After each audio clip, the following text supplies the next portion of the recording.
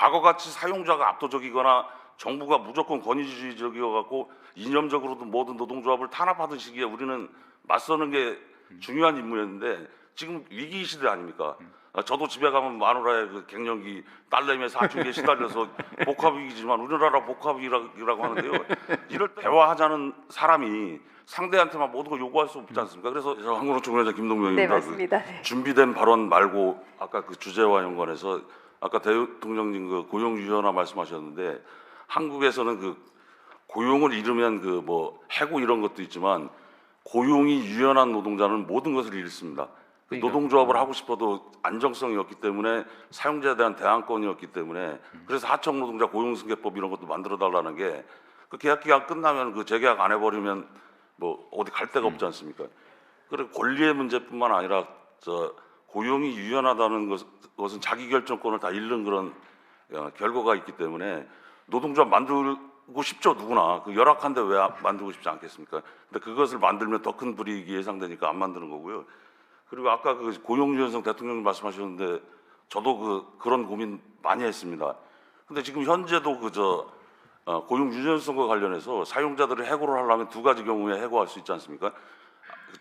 근로자가 노동자가 그 특별한 잘못을 하거나 규칙에 위반돼 갖고 했을 때 징계할 수 있고 그다음에 경영상의 해고가 폭넓게 인정이 됩니다. 지금은 엄격한 해고 요건을 규정하고 있지만 현실에서는 그 정리해고가 굉장히 쉽게 일어나고 있고요. 그렇지 않다 하더라도 아주 압도적인 대기업 아닌 중소기업 이런 데서는 인사 압박이나 뭐 이런 걸 통해서 구조조정 수시로 일어나고 있습니다. 그래서 저는 해고의 고용 유연성이 아주 경직돼 있지는 않다. 실제 현실에서는 이렇게 보고 있는데 그럼에도 불구하고 기업이 고용 유연성을 더 목말라 하는 이유는 어디에 있을까요?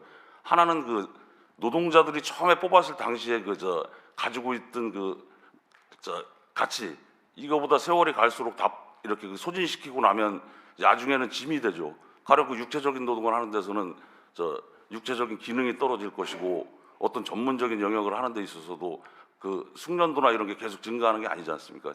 그러면 기업은 자기가 최정점에서 노동자의 노동성을 다 취하고 나서 그 이후에 그러니까 현재의 말하자면 과거에 충분히 경쟁력을 활용하고 현재의 경쟁력이 좋아졌을 때 갈고 싶어 하죠. 그 경우하고 또 하나는 계절적인 문제나 아니면 경기 순환을 타는 데 있어 가지고 경기 좋을 때 많이 쓰지만 그렇지 않을 때는 좀 비정규직으로 돌렸고 이런 것을 원할 거 아닙니까? 이런 게 되는데 아까 사회 안전망으로는 저는 이런 것을 해소시켜 줄 수 없다고 생각합니다. 가령 사회 안전망을 우리가 아무리 빨리 구축한다 하더라도 노동시장 내에서 정규직 일자리를 갖고 있는 사람의 수준만큼 만족시킬 때는 많은 세월이 걸릴 것이고 그건 사회적 저항도 만만치 않을 것입니다.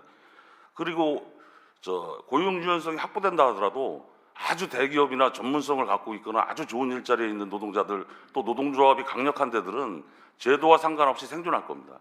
그러나 그거보다는 낮은 수준의 이를 갖고 있는 노동자들은 회사의 정리해고나 징계해고 이상의 어떤 일상적인 해고가 가능한 그런 유연성을 어느 정도 수준으로 부여할지 모르지만 그것이 부여되는 순간에 이미 그 사람들은 일자리의 위협뿐만 아니라 자기가 일자리 내에서 누려왔던 자기 결정권, 자기 지위 이런 것들을 다 잃을 거라는 우려가 굉장히 크고요.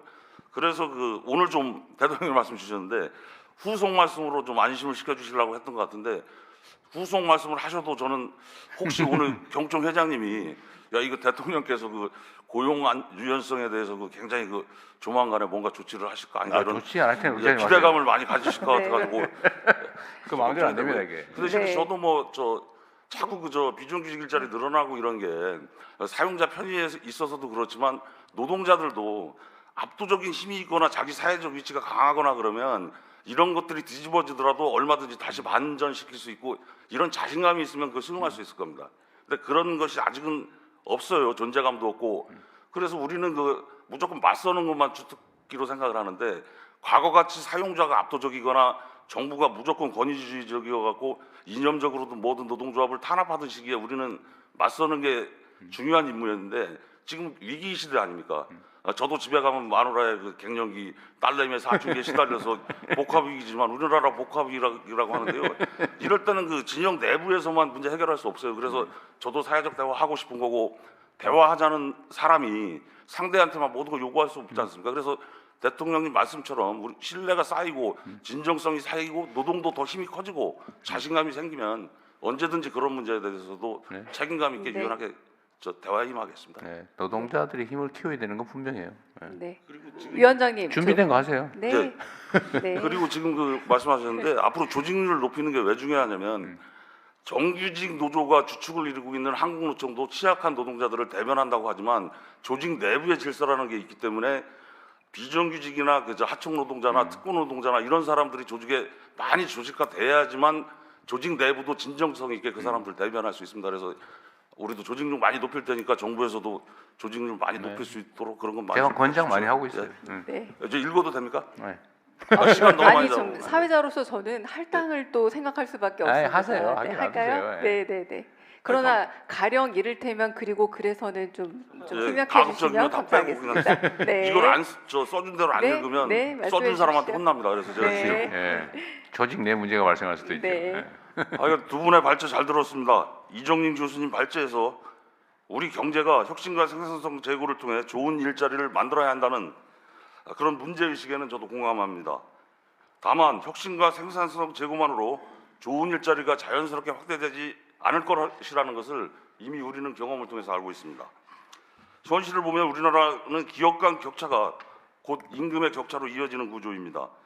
대기업과 공공부문 일자리는 그 일부에 불과하고 많은 노동자들이 중소기업과 저임금 일자리에 머물러 있습니다. 최근에는 플랫폼 노동도 빠르게 늘어나고 있습니다.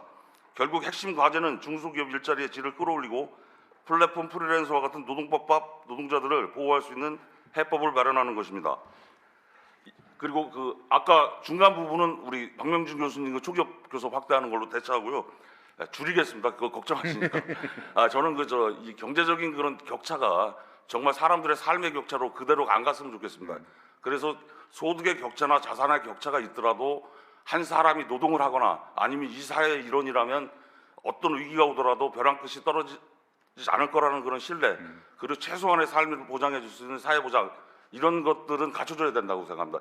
그리고 아주 잘 사는 사람들 그런 것이 계속 대물림되는 것도 문제지만 내가 굉장히 열악하게 이 세상에 왔다 그래서 어떤 상승할 수 있는 기회를 차단해서는 안 되니까 교육이나 이런 것도 적어도 교육이나 이런 것만큼이라도 내가 없더라도 충분히 동등하지는 못하더라도 내가 올라설 수 있을 정도의 그 교육을 받을 수 있는 그런 사회적 그런 것을 마련해 줘야 되지 않나 이런 생각하고요.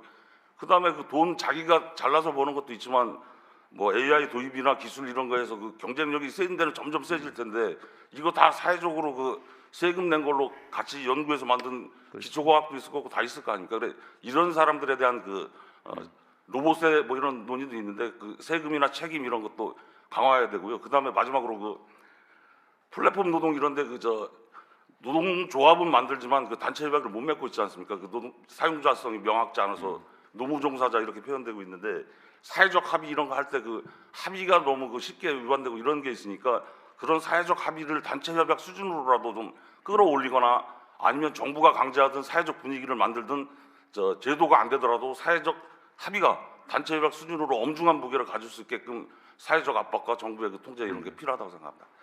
감사합니다.